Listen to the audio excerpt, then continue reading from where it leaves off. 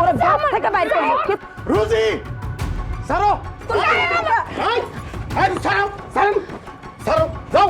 Cancer মে ক্যান্সারুম তুমি প্রেম করছো আমার লগে আর বিয়া করে সংসার করতেছো একটা নষ্ট মহিলার লগে।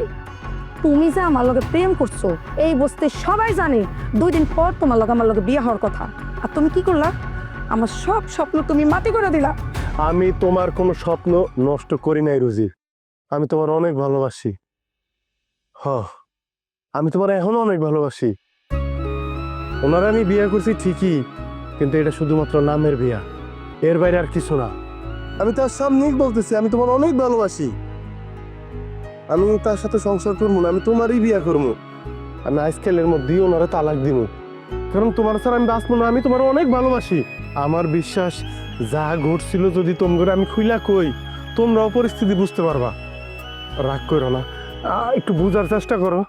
যাও বাবা, তোমার একটা কথা আমি কয়ে দিতাছি, কান খুললা শুনে রাখো।